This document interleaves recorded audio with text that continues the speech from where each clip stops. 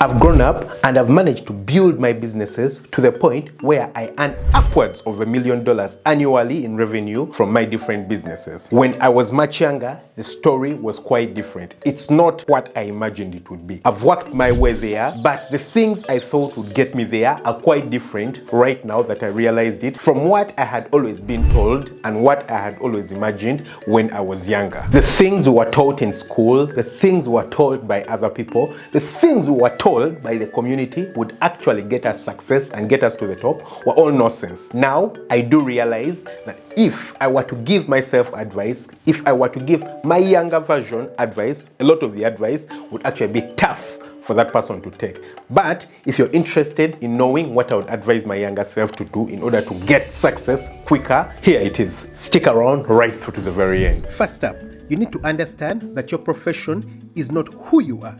Now, for you to understand this, I need to dive a little bit deeper. Number one, how old were you when you chose to do your profession? When you chose to pursue whatever you are? Maybe you're an engineer, maybe you're a doctor, maybe you're a nurse, maybe you're a teacher. How old were you when you chose to pursue that as a profession for you?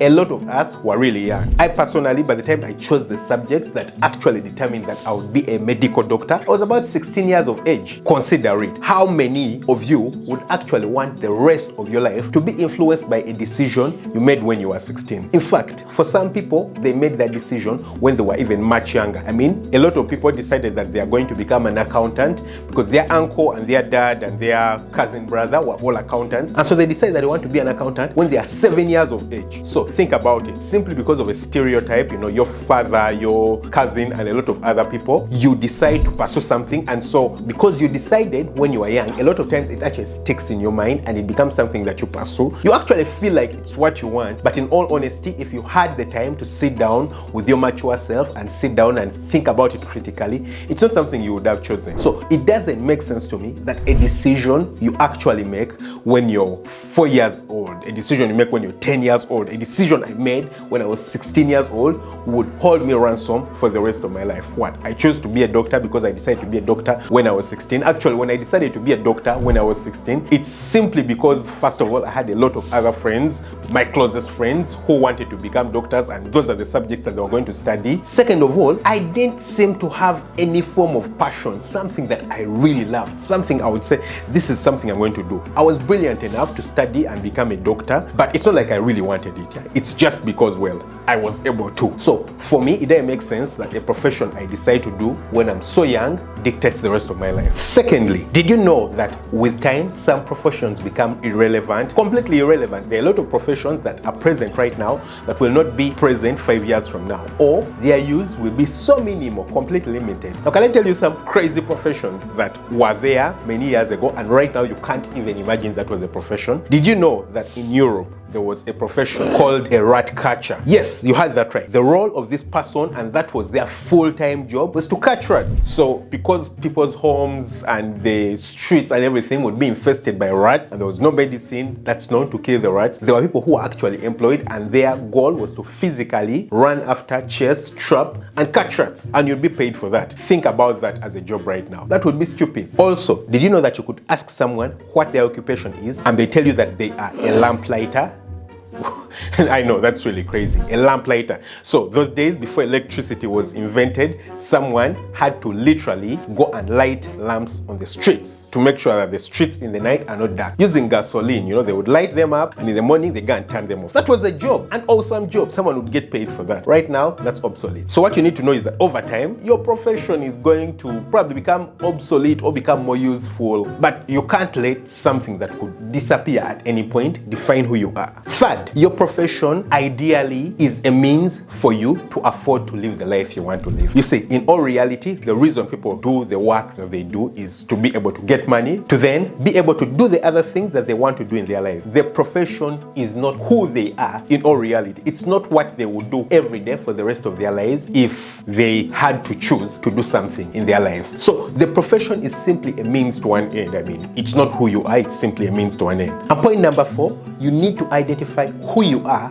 what you want to fulfill in your life, and then you can then identify a means there, which usually ends up to be your profession. So for me, for example, I identified what I wanted to be in my life, the level of freedom I wanted to have, the level of control over my own life that I wanted to have, the things that I wanted to achieve, how much money I needed to have, and I simply noticed that being a doctor would not cut it for me. I wouldn't have the freedom I want to have. I literally wouldn't enjoy the things that I want to enjoy. So I decided that, hey, how about I actually look for something which is able to fulfill all these things and get me there. So I decided to do business, I decided to start a farm, I decided to do other forms of business, and I decided to do YouTube because it satisfies me. What you need to identify is a form and a path that will get you to who you want to be and not get stuck with your profession. If I had noticed this earlier, I don't know, maybe I would never have gone to school. Yeah, maybe I would have gone to school, but with a completely different mindset. But I feel like this is something that a lot of you actually need to take on and understand, and it will change your life completely. The second advice I would give to myself would be learn to invest as early as possible in your life. The earlier you learn to invest and get involved in business, the higher your chances of actually succeeding. You see, when I was in school, I saw some of my friends start businesses. You know, we were young, we were probably 14, 15 years of age, and some guys would come with stuff from home, start selling it in school. Some guys bring watches, they start selling it in school.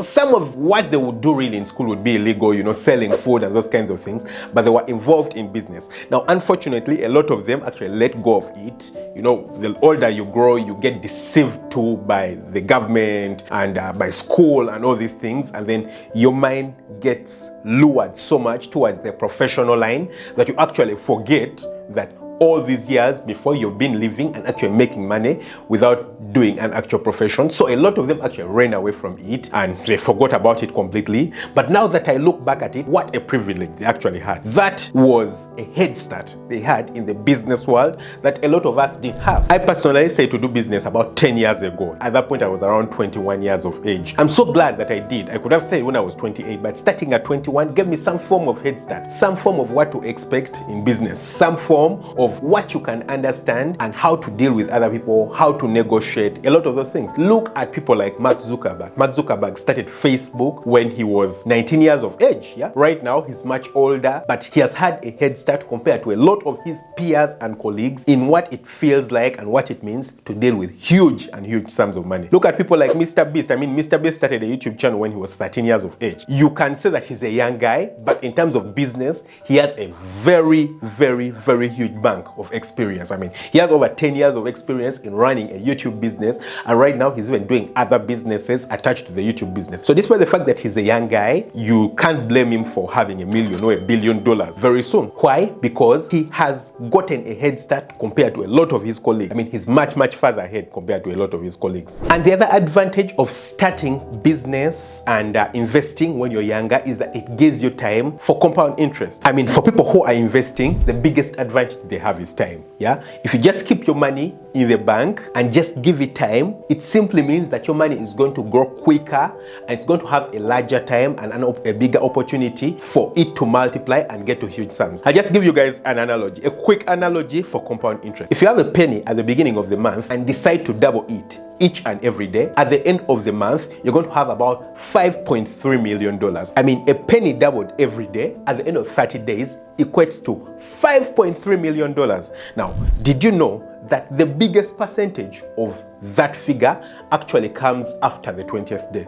By the time you get to the 20th day, you still only have about $5,200. Yeah, but then the multiplication, the hugest multiplication, happens over the last 10 days, and by the 30th day, you have $5.3 million. Now, you could say that you want to start at a day 20, but the idea is that you won't have a day 20 without a day 1 and a day 2 and a day 3. You need all this time for you to get to day 20. So that's the whole idea of compound interest. Yeah, the earlier you start, earlier you invest, the earlier you begin the multiplication, the better it is for you. The third advice I would give to myself is the earlier you invest in yourself, the better it is for you. You see, when I was in high school, should have been at the age of maybe 13, we were offered French and German classes in my high school, and I honestly didn't like it. For me, I took up German, but I honestly didn't like it. I felt like, well, it's a waste of time. It's just another hard language for what? When I reached the point where I didn't need to carry it on, I dropped it. Yeah, I only studied it for 2 years, and even for the 2 years I studied it, I barely remember anything, yeah. I dropped it, just let it go. But now that I look back, what an opportunity I had. I mean, if I had that opportunity again right now, I would grasp it with both hands and make sure that I take it strongly. I would make sure that I learn and perfect the language as well as possible. You see, about 8 years ago, I decided to take up another language. That was Spanish. That was when later on I noticed that, well, any added skill, any added language, any added thing is actually an advantage to you. I decided to take up Spanish and I decided to teach myself Spanish and learn as much as possible. Well, I'll tell you that if I hadn't learned Spanish, you wouldn't know the Dr. Daniel you do know right now. Most probably, you wouldn't even be seeing me or looking at me on YouTube right here. Having and learning Spanish opened me up to so many opportunities I could never have been opened up to. It opened up my eyes. It gave me the very first opportunity for me to leave Uganda and travel outside the country. When I did leave Uganda and go outside my country, I then had my eyes opened up because I saw how different the rest of the world is compared to my country.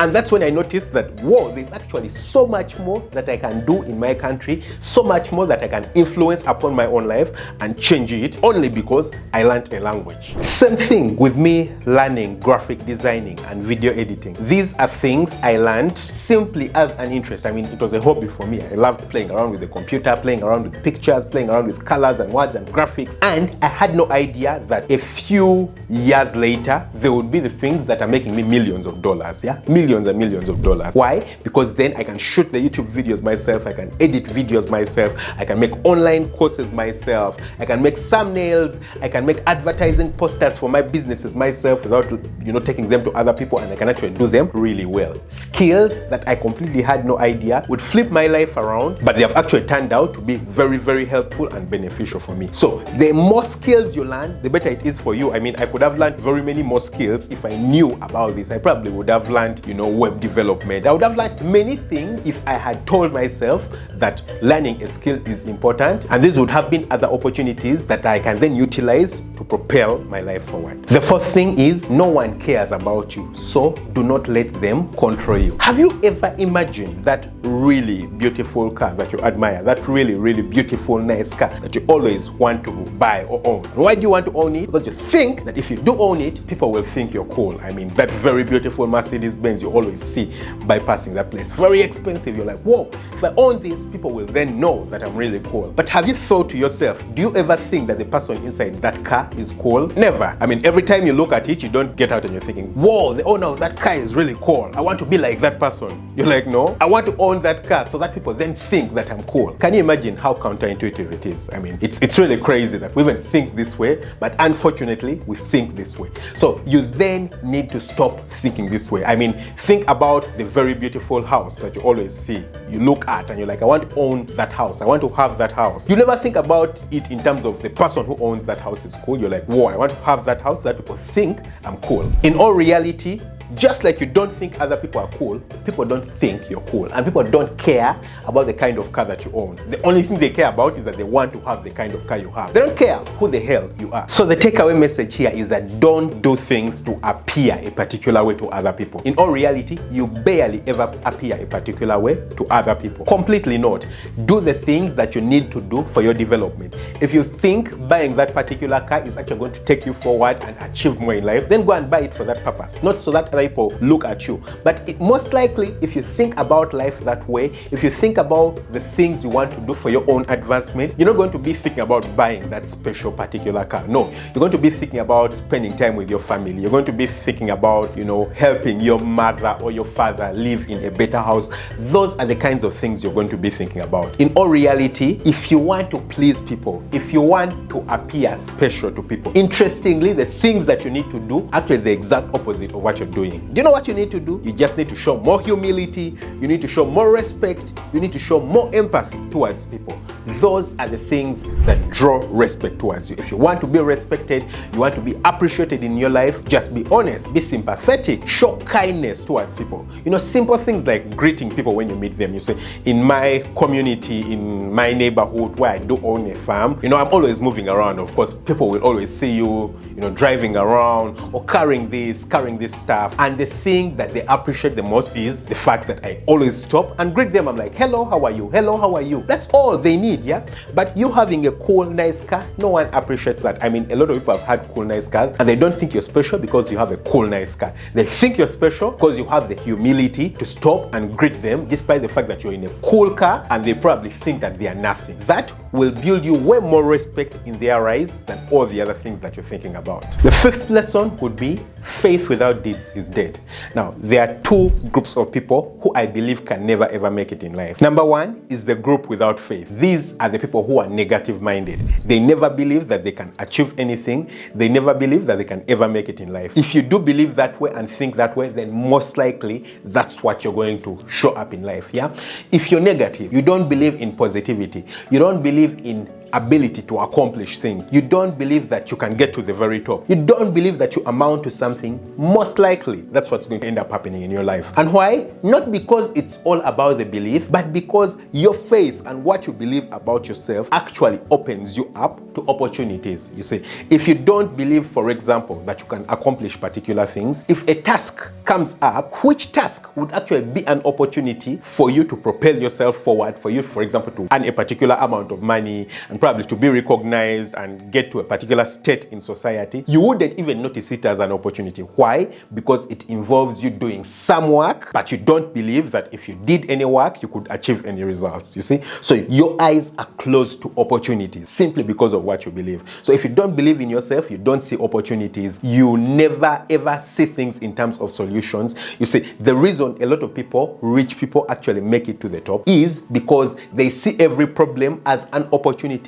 to find a solution. But if in your life you don't think that you can ever find a solution for anything, then anything that turns out to be a problem is not something that you can move towards. And if that is you and if that's your life, then you can never achieve anything, because everything that's achievable in life is simply trying to find a solution for something. The second group that I do believe can never make it are those with false faith. That's faith without deeds. These are the people who will always be positive. I mean, they're always telling you, I can make it in life, I'm a success, I can shine, I'm a winner. I mean, you tell them anything, you tell them to act on something, they'll just tell you, whoa, I know I'll get it done, I know I'll succeed, I know I'll get to the top, but they never do anything about it. I have a friend who once wanted to travel the world. He wanted to travel the world, but he didn't have money. So I told him, hey, you actually need to get work, do some form of work that will get you the money, then you can invest in whatever you want to invest in, and well, you'll be able to travel the world. But he wasn't into that. What was he waiting for? He kept praying to God, and he kept waiting that God is one time going to give him a beautiful opportunity where someone is going to give him a lot of money and travel. Now, I know this sounds crazy, but it's true. It is realistic. I actually do have this friend. And I told him, I think that's really crazy. I think that's really stupid. I mean, I feel like you actually need to do something about it. Go and work, find some kind of job, work, and then while you're working, you'll be able to get money and do whatever you want. And you know what happened? He blocked me completely. Do you know what he said? I'm a stumbling block to his faith. All I'm doing is pulling down his faith, and so I'm breaking his faith. So God will not be able to accomplish these things for him if he does not have faith, and I'm being a stumbling block. Well, we stopped talking, unfortunately. But how do you expect to ever make it in life if you're that kind of person? The kind of people who actually make it are the people who have faith with works, faith with deeds. You do believe that you can make it, like I am. I do believe that I can make it, and when an opportunity presents itself, I grasp it. I do something about it. I don't just sit down and sleep. I get up and go work and do something about it. So you must have faith with works, faith with deeds, not faith without works. Don't just sit there and just keep proclaiming. I hate, for example, being called a motivational speaker. Not because being a motivational speaker is bad, but because of the bad connotation that has been built around motivational speakers. Usually when someone is a motivational speaker, they just go and speak to people, and those people usually never do anything about it. So people just keep hopping from one motivational speaker to another, to another, to another, but in all reality, there's completely no results in your life. It's not good for you to have faith without works. The most important thing you need is faith with your deeds. And the sixth lesson would be take great care of yourself. You see, this is one that has actually been the hardest for me, and in all reality, even up to now, it's one that I'm still struggling and still trying to implement in my life. I've realized it, but because of my personality and who I am and who I've always been, it's a learning process. I mean, I keep trying and trying to do something about it till I get to the point where I take the best and greatest care of myself. I have this huge drive to do work, and usually until a particular task is done, I'll find that I just keep working and working and working. Now that's a very, very terrible thing to have. It's good to have a great work ethic, but then you should not prioritize it over your health, over your life. You see, the idea is that first of all, there's only one me that can exist. So that's what you need to realize. There's only one you that can exist. If you die, if you live and go, if you're unhealthy, if you're sick, then no one else is actually going to be able to do the things that you do. So for you to be present, to do the things that you want to do, you need to first of all, make sure you're present. Secondly, for me to enjoy the fruits of my works, the reason I'm working, all the money that I'm looking for, I need to be around, I need to be alive, and I need to be healthy for me to enjoy it. If I'm not alive, if I'm dead, then I'm not going to enjoy the money that I'm working for. Number three, those that I love, those that I'm working very hard for, actually need me to be around. If I'm not around, it's useless, yeah? It's useless for me, for example, to be working so hard and then I pass on and my daughter doesn't have me around, yeah? It's all a loss. For her, it's more important that I'm around than it is for me to actually work and have too much money. She would rather have me than have too much money around. So I need to remember that, and actually remember that those who care about me actually prefer me to the money that I'm working for. And finally, there is no point in working so hard only to spend all the money in hospital. Completely no point to it at all, yeah? So I need to make sure that with whatever hard work I'm putting in, I'm reserving myself and reserving my health, preserving my sanity for me to make sure that I'm not spending all the money that I'm working for in the hospital. And of course, for me to get to the point where I'm working and making millions in revenue from my businesses each year, I've had to grow a lot of business experience. I mean, multiple years of me learning particular things, 10 years of me doing business to learn particular things. And there are a few takeaway points that I actually think would be very helpful for you if you learned about them. I'll leave a link to that video that I made right here. You can check it out. Don't forget to hit the subscribe button, smash the notification bell. That way you never miss out on an upload. Catch you very soon with another video. Lots of love. Bye-bye.